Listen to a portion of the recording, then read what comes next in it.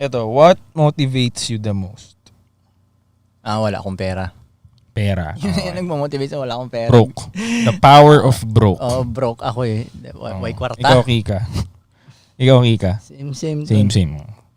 Ako din. Pag nawawalan ako ng gana minsan inaalala ko yun. Tangina, di ka pa mayaman ko eh. Pahiga-higa ka dyan. Di ba? Gaganahan ka ulit eh.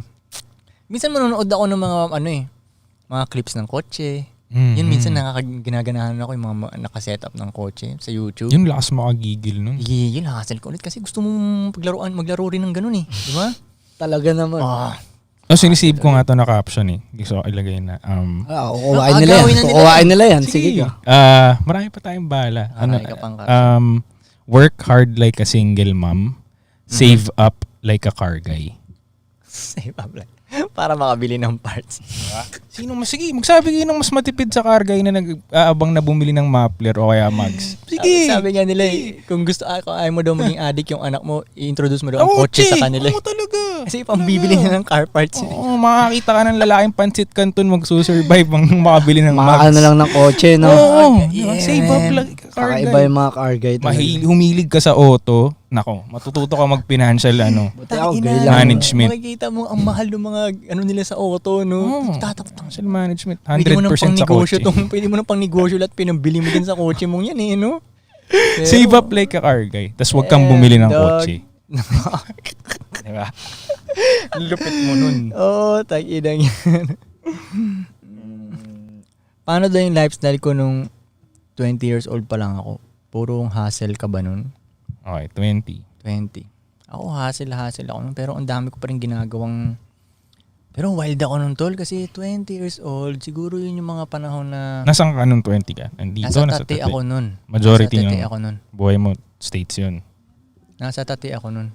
Pero, tawag dito, alala ko yung mga ewan ko kung 20 ba, before 20 pa. Yung may backpack lang akong dala, tas nandun na yung toothbrush ko, may konting gamit ako doon. So, yung bahala na kung saan ako abutin ng antok. Yung ganun ka-wild na.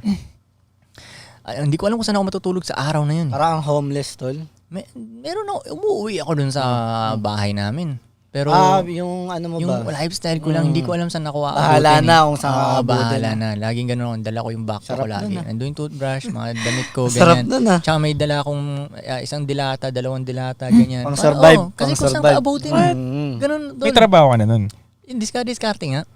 Ganun. Nandun na rin yung mga ibang paninda ko Tati ka nun, tol. Tati. Nasa Tati ako nun. Nandun yung lagi ako may backpack na dala. Ganun. Ganun ka, wild. May mga kaibigan. May kotse ka na nun? Meron. Kasi sa Tati, kailangan may kotse ka dun. Ang hirap mag-survive ng walang kotse dun eh. Oo. Ako pennyboard. Pennyboard. Hindi ako nagkaroon ng kotse dun. Wala pang kotse. Yung pennyboard lang ako. Scooter. Ganun ba? Basta hindi lakad, daba ng lalakarin. Hindi. Basta may gulong, no? Follow-up question dun, Koy. Anong ginawa ni Bugoy sa unang milyon niya? Sa unang milyon ko? Sinunog ko. Inubos ko agad. Inubos ko agad. Hanggang sa na-realize ko, holy shit, naubos po kinang-inang yan. Ganun pala yun. Ang bilis lang. Ang bilis. Pesos to na milyon, ha? Hindi dollars, pesos. Blow money pa. Pero nilibre kong gusto kong ilibre. Pinainom kung gusto kong inumin. Ganun. Trip talaga. Trip. Kasi yung pangalawang milyon, tinry kong maging smart, pero mali pa rin yung napaglagyan ko. Pero at least tinry kong maging smart dahil ininvest ko na siya, hindi ko siya pinantrip eh. Mali lang yung investment. Yun, mali lang. Tingin ko bawat milyon na makuha mo may learning ka. Tapos padali na siya ng padali gawin. Napansin Totoo. Diba, no? Padali siya ng padali. Kasi bawat milyon na gawin mo, may bago kang learning na Siyempre, major. Siyempre, ayaw mo na uli magkamali nun, tol. Yun pa. Mas matalino ka na. Kaya naman dumadali yun dahil mas matalino ka na eh. Exactly.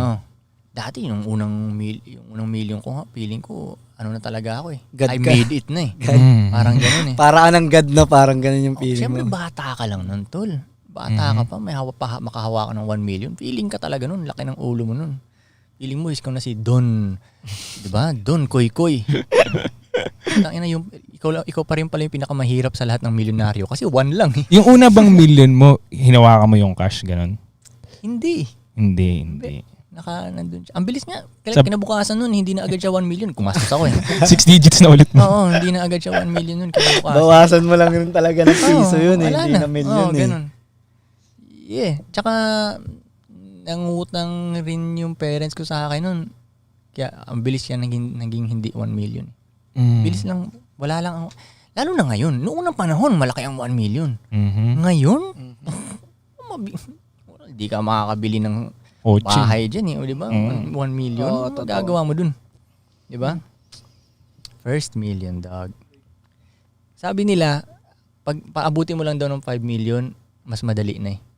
Madadali. Mapaabot mo 5 million, pwede mo nang iganon yung paa mo sa pedal. Kanina ko ba narinig yun? Basta sa IG ko lang nakita, sa meme ko lang nakita yun. First, diba $100,000? Yes. 5 million? Yep. Ayun, ang pinakamahirap na daw yung first $100,000 mo. So, pwede ka nang First 100 grand. Tama. Kasi, kung may 5 million, maliit pa rin. yung nakalagay lang dyan ba? No? Hindi yung total. Yung parang pwede yung 5 million nakatabi ba? Oo. Parang ganun. Ano?